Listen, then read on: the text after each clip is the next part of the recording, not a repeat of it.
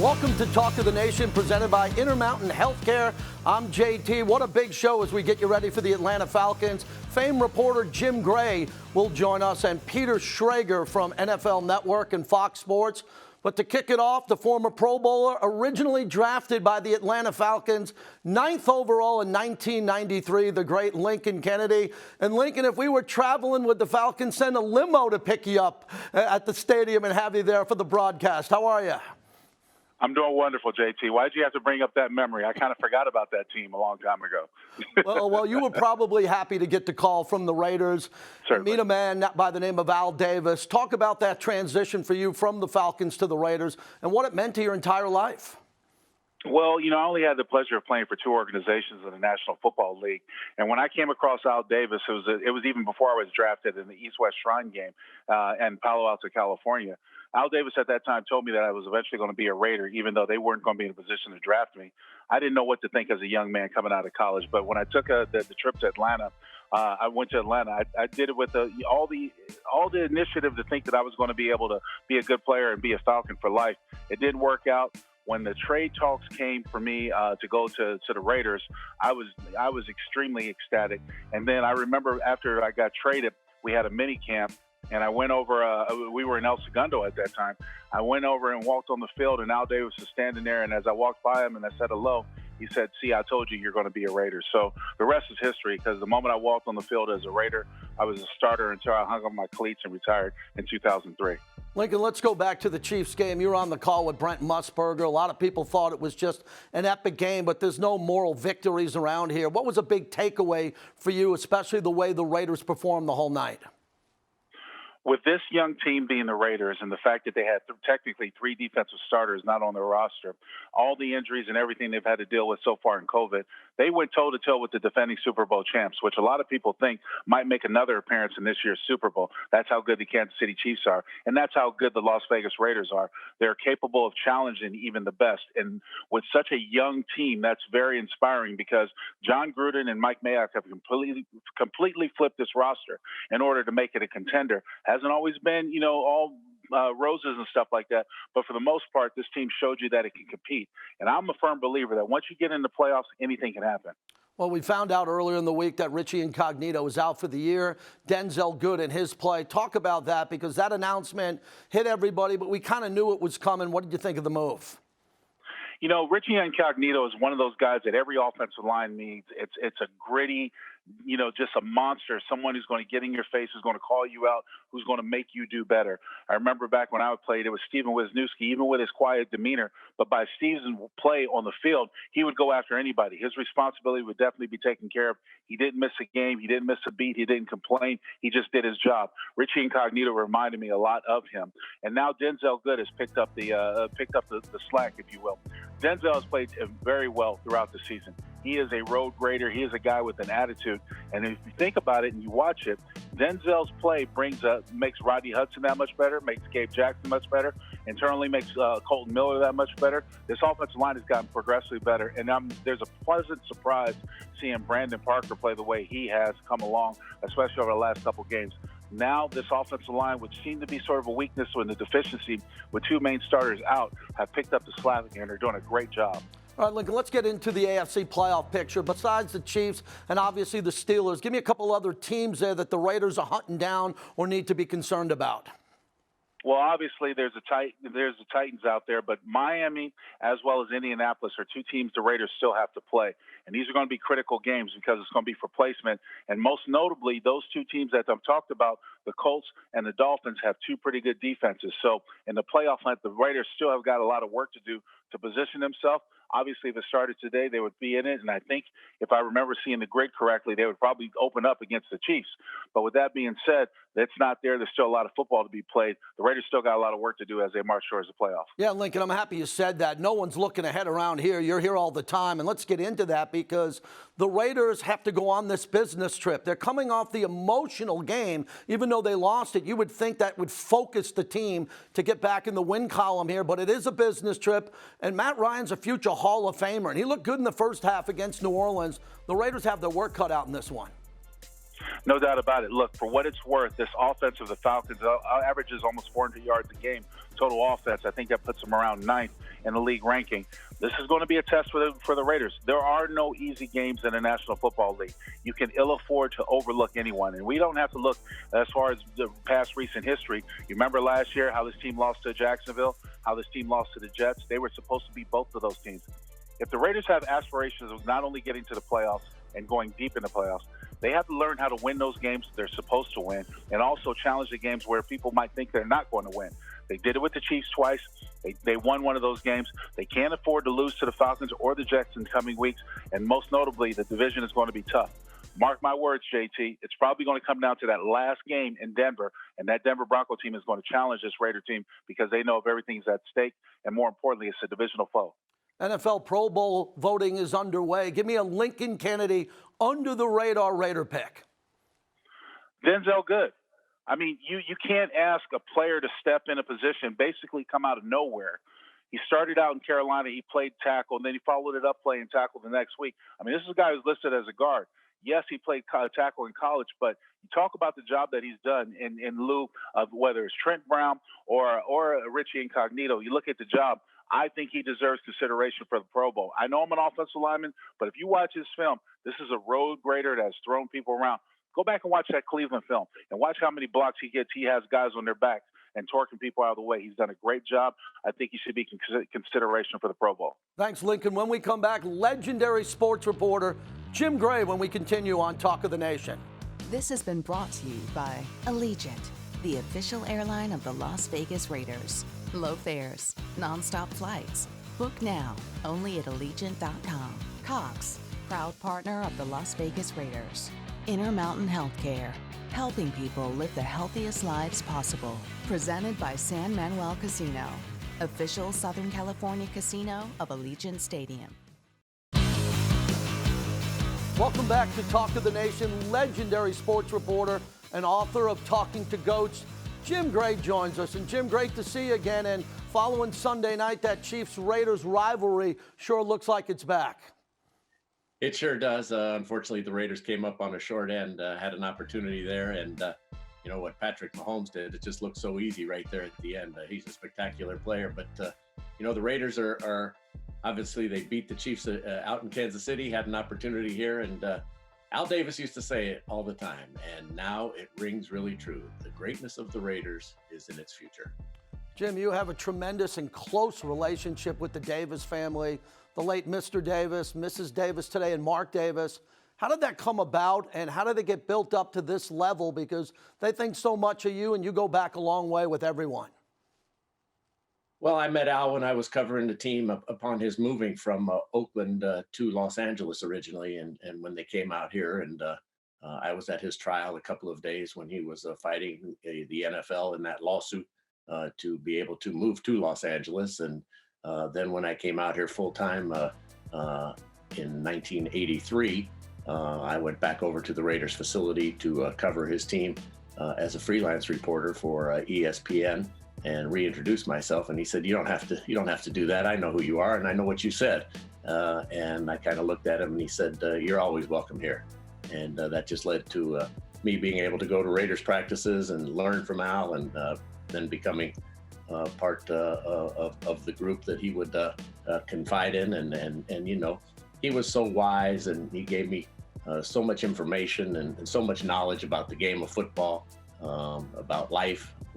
And he was a very, very loyal, dedicated friend, and just led to my close relationship with him and Mrs. Davis, and being able to sit up in his box during the games, and being able to ask him questions, and just, you know, it's been one of the great joys of my life to have been able to see up close and personal all things Raiders, and to have been such a dear friend with Al, and now Mark.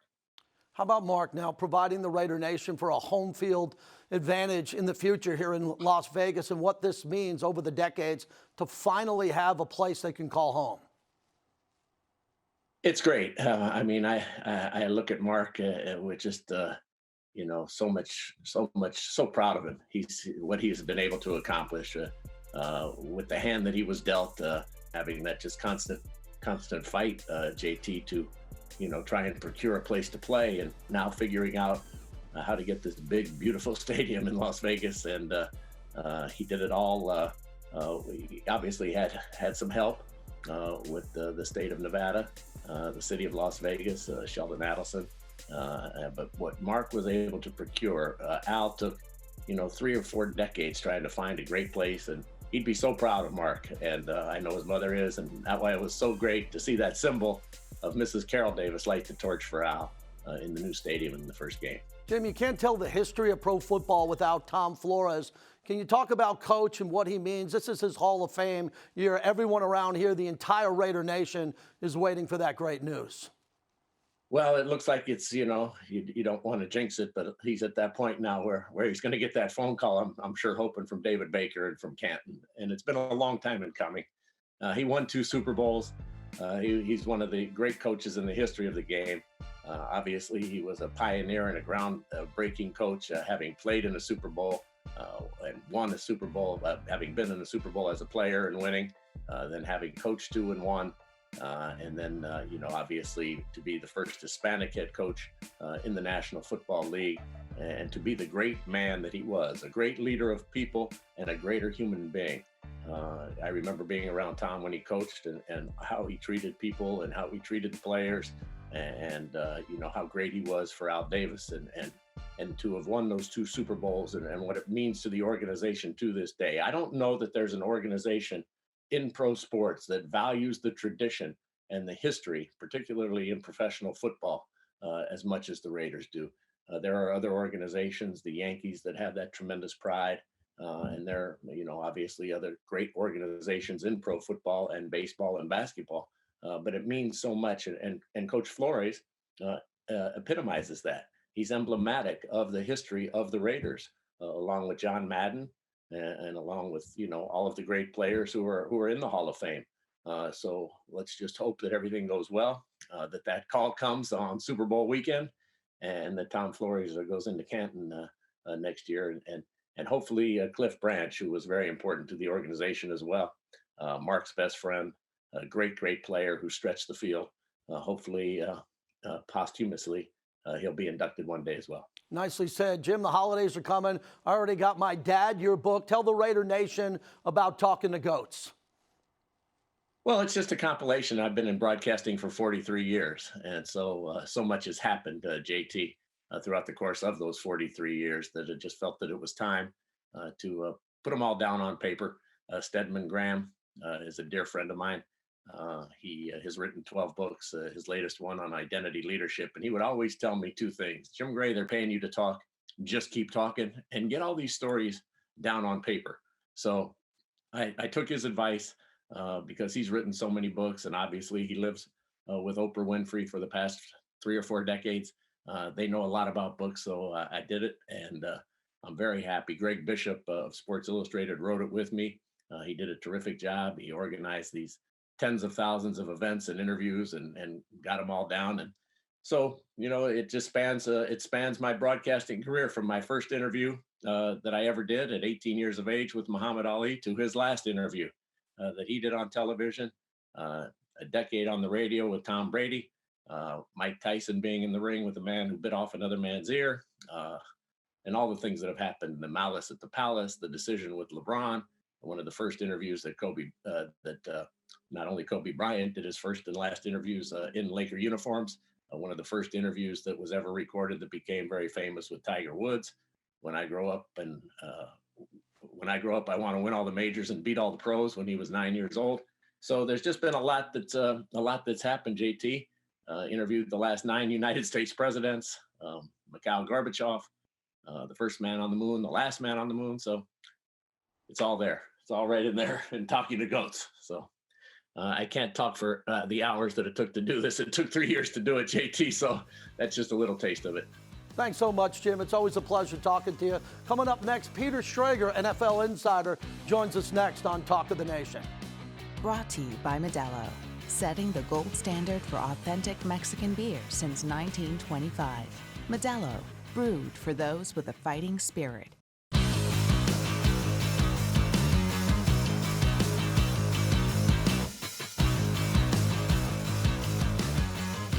Welcome back to Talk of the Nation. Peter Schrager joins us from NFL Network and Fox Sports. Peter, so good to see you again. It was a classic for some, even though the Raiders lost on Sunday Night Football. Was it everything that the NFL hoped for? Yeah, look, the ratings just came out, and I believe it was the most viewed game of the season already. And I think, there's no moral victories, but gosh, the Raiders really looked good. And if you were questioning Derek Carr going into this game, I think you have to think about yourself a little bit because Derek Carr was awesome. I got a Max Crosby jersey on right now. I'm not supposed to root for any teams. I love the legends, Montana and Moss and Largent. But this guy was unbelievable. And going through what the defense did, JT, this past week, to even put up an effort and be able to get that team off the field at some points, gosh, I mean, Gruden said after the game he was proud of the team. I think he was really proud of what this team went through last week and still put together that effort. Well, John Gruden and Mike Mayock, and they're building a foundation. Do you like what they see with roster development and the culture? Yeah, look, absolutely. Again, you lose that game, but you come away thinking, okay, we've got a great young defensive core with, obviously Crosby, but then Arnett looked good in moments yet last week.